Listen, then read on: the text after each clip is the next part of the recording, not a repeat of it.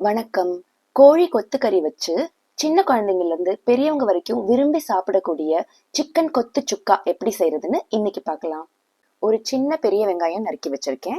ஒரு சின்ன தக்காளி நறுக்கி வச்சிருக்கேன். நிறைய கருவேப்பிலை கழுவி வச்சிருக்கேன். 4 பெரிய வரமிளகா எடுத்திருக்கேன். மிளகா காரத்துக்கு ஏத்த மாதிரி கூடவோ குறைச்சோ எடுத்துக்கோங்க.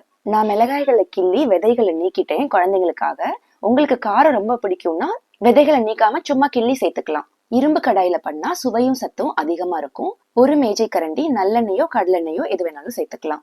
எண்ணெய் சூடானதும் மிதமான சூட்ல மிளகாய்களை போட்டு வறுத்துக்கலாம். மிளகாயை கருக்கிடாம லேசா உப்புனதும் நறுக்கி வச்ச வெங்காயத்தையும் கருவேப்பிலையும் சேர்த்துக்கலாம். வெங்காயம் நல்லா வதங்கட்டும். வெங்காயம் வதங்கினதும் ஒரு தேக்கரண்டி இஞ்சி பூண்டு விழுது சேர்த்து வதக்கிக்கலாம். இஞ்சி பூண்டோட பச்சை வாசம் போனதும் நறுக்கி வச்ச தக்காளியவும் கொஞ்சம் மஞ்சத்தூளும் சேர்த்து வதக்கிக்கலாம். தக்காளி நல்லா வதங்கி எண்ணெய் பிரிஞ்சு வந்ததும் ஒரு தேக்கரண்டி மிளகாய் தூள், அரை தேக்கரண்டி மல்லித்தூள், 1/4 தேக்கரண்டி சுக்காத்தூள் சேர்த்துக்கலாம்.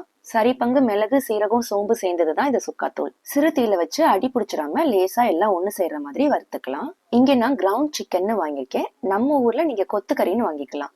இங்க இருக்கிற உணவு கட்டுப்பாட்டு துறையின் பரிந்துரைப்படி இதை கழுவ தேவையில்லை, அப்படியே சேர்த்துக்கலாம். கறியை முதல்ல நல்லா கொத்தி விட்டுருங்க.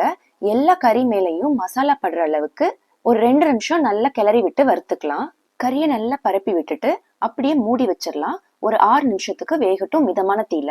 6 நிமிஷம் ஆயிடுச்சு. கறி நல்லா தண்ணி விட்டு வெந்திருக்கும். மூடுறதுக்கு முன்னாடி நான் உப்பு போட மறந்துட்டேன், அதனால இப்ப போடுறேன். அரை தேக்கரண்டி உப்பு சேர்த்திருக்கேன். இப்ப அடுப்பு தீய நல்லா கூட்டி வச்சு தண்ணி வத்துற வரைக்கும் நல்லா கிளறி விடுங்க. தண்ணி கொஞ்சம் வத்துனதும் இன்னொரு 1/4 தேக்கரண்டி சுக்கா தூள் போடுங்க. கடைசியா சேர்க்கிற சுக்கா மசாலா தூள் சுக்காவோட சுவையை இன்னும் அதிகரிக்கும். இந்த தூள் எப்படி அரைக்கிறதுன்னு ஏற்கனவே வீடியோ போட்டிருக்கேன், அதோட லிங்க் கீழே இருக்கு. தண்ணி வத்துனதும் 2 கரண்டி வச்சு நல்லா கொத்தி விடுங்க. தோசை கரண்டி நல்லா கொத்துறதுக்கு வரும். அவ்வளவுதான், சிக்கன் கொத்து சுக்கா தயார். இங்க அடுப்படி விளக்குல நிறம் சரியா தெரியல, நான் சூரிய ஒளியில வச்சு காட்டுறேன் பாருங்க.